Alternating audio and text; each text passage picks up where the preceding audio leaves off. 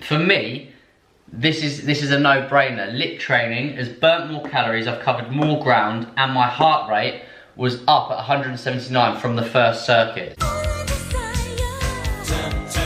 What's going on, guys? Welcome back to my channel. I haven't done a vlog for a while, so I thought today I'd take the time to talk to you about LIIT.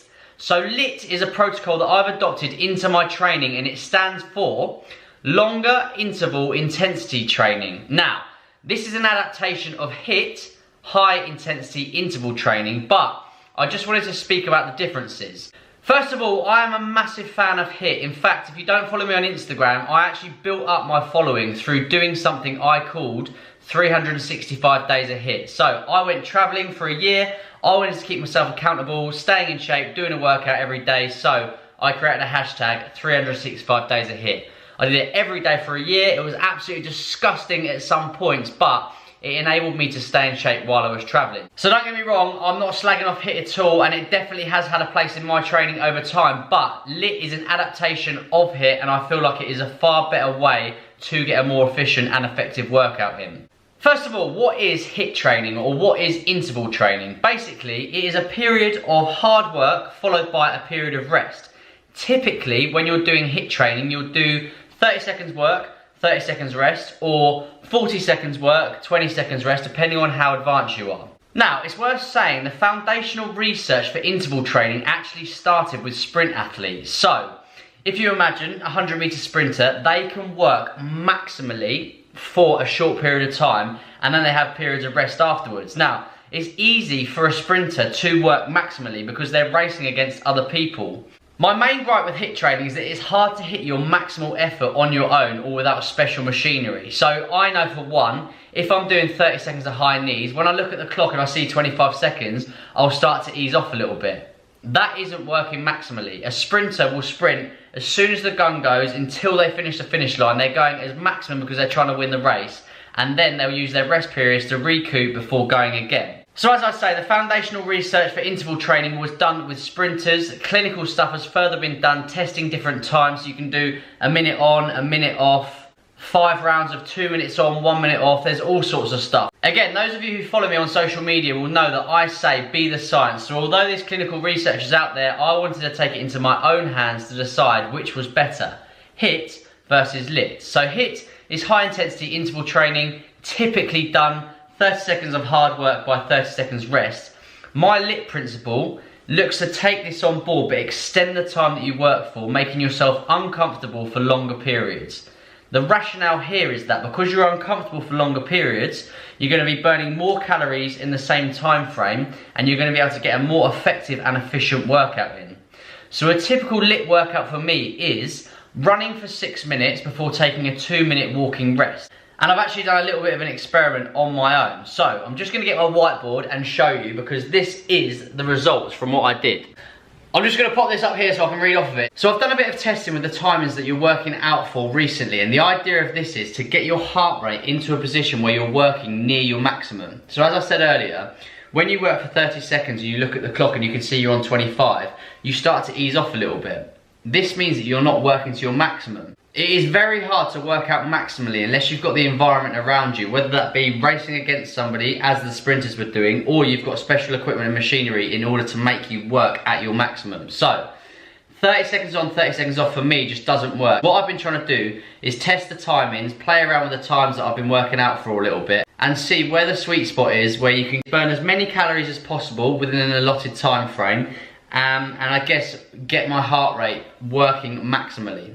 Before I talk you through the results from the 2 little runs that I did, I just want to tell you about the perceived benefits of HIIT. So, HIIT training, because you're working maximally, it creates an oxygen debt in your body. What this does is it not only burns calories whilst you're working out, but it continues to burn them for up to 48 hours afterwards as well. So, now that you know that, I'm just going to talk to you about these 2 runs that I did. Basically, I did 30 minutes of HIIT and 30 minutes of LIIT, and the results are ridiculous from the 2. So one of the things that I will say is when you're doing HIIT on the treadmill, so say you're running for 30 seconds, resting for 30 seconds, you'll see the calories burned on the treadmill. Now, because you're only actually running for 30 seconds of that time, you can't really take those calories into account. with my LIIT ethos, I run for 6 minutes continuously and then do a 2-minute walking rest. So the calories that I've burned on the machine are actually the calories that I've burnt throughout that whole workout. So basically what I did is I did 30 minutes of HIIT, 30 seconds on, 30 seconds off. I set the incline at 8 and had the speed at 11 miles an hour. What I did in order to gauge how I could do a fair test between the two, there's something called a perceived rate of exertion. And my perceived rate of exertion for this was around about an 8. So working maximally, you should be at a 10, but as I said, it's hard to do that unless you've got the environment to do it properly. So I think I probably could have given a little bit more, but I probably could have given a little bit more on the LIIT session as well. Now, for the LIIT training session, I did 6 minutes on, 2 minutes walking rest, 4 times. Again, totaling the 30 minutes. But what I saw was a massive difference between the HIIT and LIIT, and I'm just going to talk you through this now. So, as I said, the perceived rate of exertion for both of these tests was about an 8. And the results from this have all been done for my Fitbit, so they may not be completely accurate, but they've all been done using the same tool, so it's a good comparison. So at a top line, the HIIT training, 30 minutes of HIIT, 30 seconds on, 30 seconds off, I burnt 362 calories. LIIT training, I was 40% up on this and burnt over 500 calories. So at a top level, when you look at calories in versus calories out, doing 30 minutes of LIIT versus 30 minutes of HIIT, I burnt more calories within that time frame.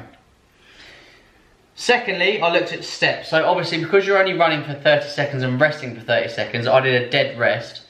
My steps are going to be a lot less than continually running. So the steps on the HIIT session were 1,730. This compared to steps that I did with the LIIT training session, they were 5,101, so 195% up versus the HIIT session. So not only have I burnt more calories in the same time frame doing LIIT, I've also taken more steps, but the steps is obvious, right? Distance covered, again, goes hand in hand with the steps, and you'd expect if you were continuously running for a period of time, you'd cover more ground. So distance covered in HIIT was 1.25 kilometers, distance covered with the LIIT 5.14 kilometers, so 300% up on the steps. The interesting thing for me though was doing the LIIT training, within the first 6 minutes, I reached close to my maximal heart rate. I hit 179 on my heart rate monitor on the Fitbit. And what I did, because I know when I do HIIT training, I don't feel like my heart rate is up from the off. So what I did is I timed it every 5 minutes. In the first 5 minutes, my heart rate was 145. In 10 minutes, it was 158. 20 minutes is 174. So it's taken 20 minutes before my heart rate's even close to what I did in the first 6 minutes of doing LIIT. And it wasn't until the 30th minute, so the last round of my HIIT session, that my heart rate equaled what it did in the LIIT session. So 179 after 30 minutes, and I got 179 after the first 6 minute round doing LIIT training. So for me, this is a no-brainer. LIIT training has burnt more calories, I've covered more ground, and my heart rate was up at 179 from the first circuit. So to conclude, I would say just go and give it a go yourself. What I've personally found is HIIT training is good as a beginner, but as you begin to advance, it's hard to get your heart rate up to its maximum. So by increasing the time, it's easier to do that. So don't believe me, don't believe the clinical trials, go and be the science and give it a go yourself. I've actually started to incorporate this ethos into my weight training as well. So instead of doing circuit training again, 30 seconds on, 30 seconds off, I'll do 12 kettlebell swings, 12 press-ups, 12 pull-ups, 12 something else back to back. It gets your heart rate going, it gets your muscle fatigued, and you can also build muscle while doing this. I've done it. So, as I say, don't believe me, don't take my word for it, go and give it a go yourself and see how you get on. If you want any more exercise ideas or any more motivation, tips, useful stuff like that, go follow me on Instagram and there'll be plenty more to come. LITness, balance of lifestyle and fitness, working longer, being uncomfortable for longer periods, burning more calories in the same time frame. It allows you to be more flexible with your diet, and at the end of the day, have a better social life. We all love a beer, we all love some chocolate, we all love doing nothing.